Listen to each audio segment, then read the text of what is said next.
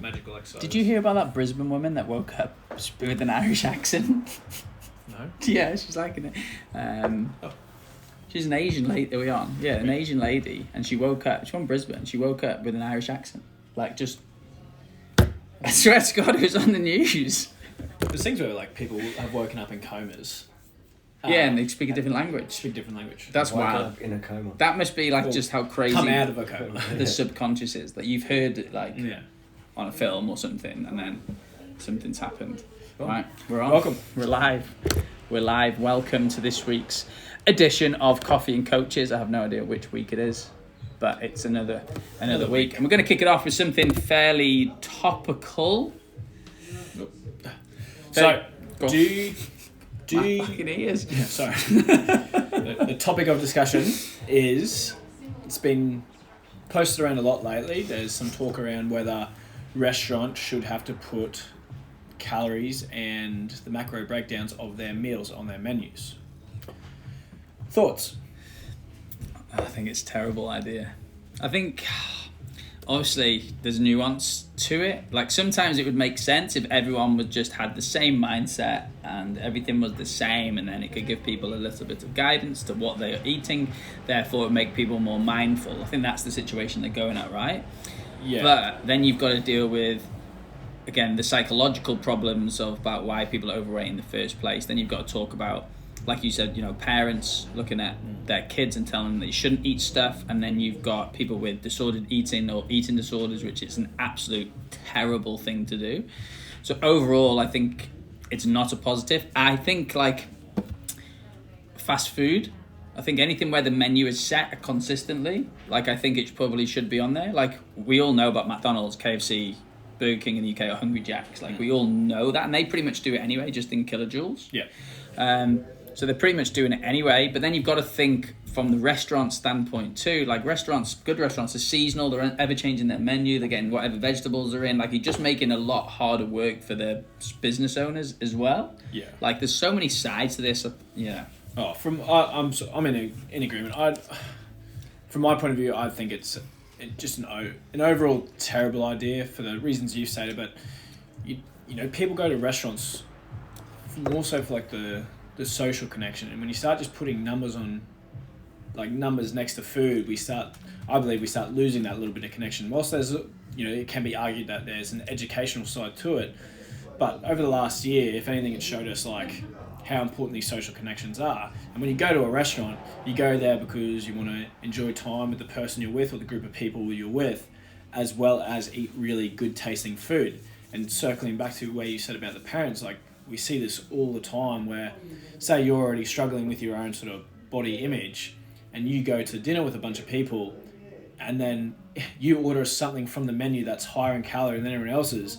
Everyone then knows what you're eating, and even if they're not, you're going to feel that little bit more judged. And I just don't think it comes from. I just think it's a shit idea. Yes, and then it's just saying like that food is just calories. Food is solely an energy purpose. Like every single person on the planet Earth is trying to lose weight or maintain their weight. Like they're not. Like food is more than just a number. Food is emotional.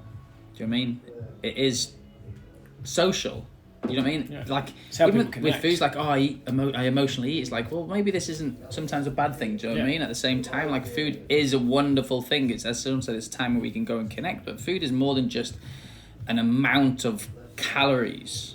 Like, and again, this is coming from two nutritionists. So calories are very important to us, and they are the sole reason of how weight loss happens.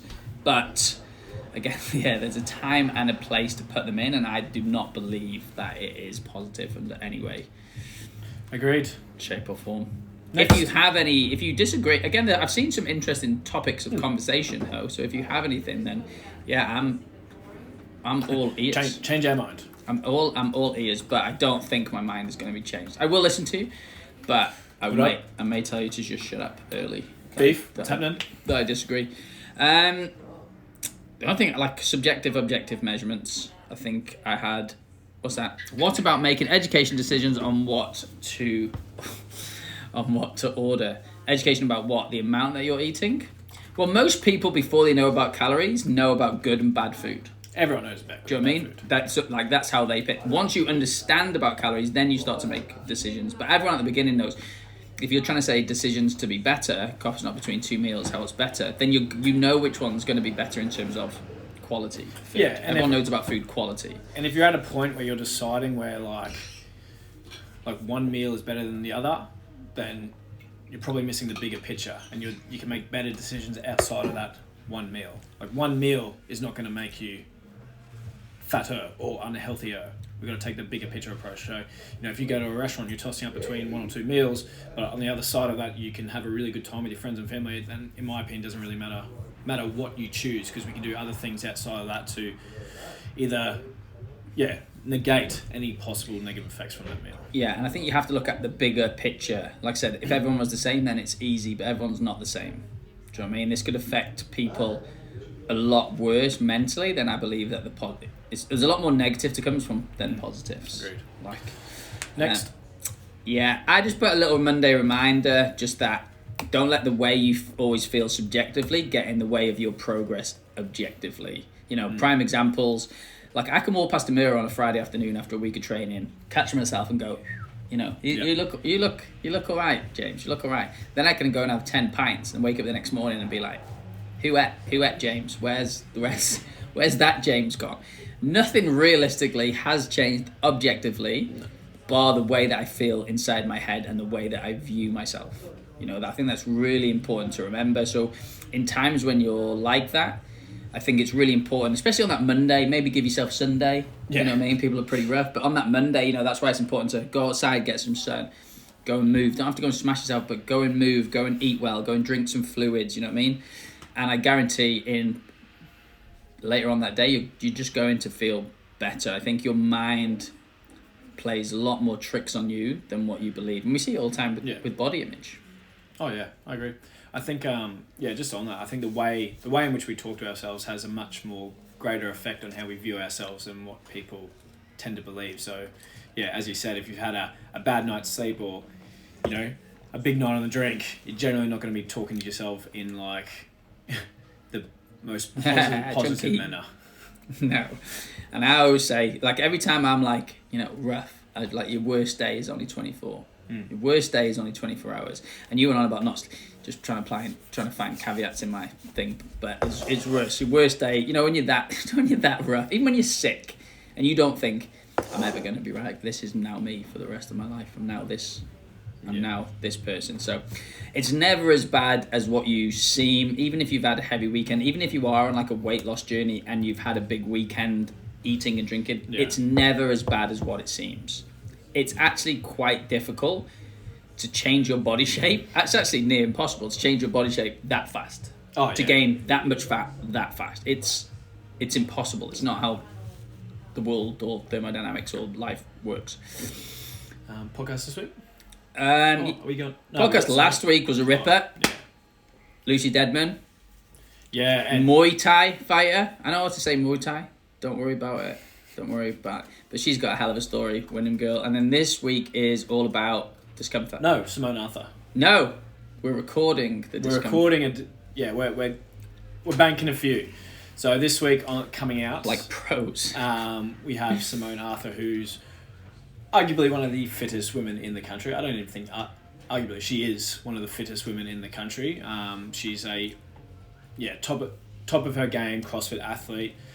Who's coming into like a really big part of her season, the Torium Pro, to try and make the games, to try and make the CrossFit Games, and it's just a really interesting insight to what it actually takes to compete at that level and the sacrifices she's made. To be at the highest level in her sport. Like we see it all the time and have these discussions so many times over the last sort of 8 years we've been open. You get people coming and it's like, oh, okay, yeah, I really want to give this CrossFit thing a go. Like, I really want to finish in the, within that first 12 months, they're expecting to be, the best in the country. And there may be like 1 or 2 outliers who can achieve that.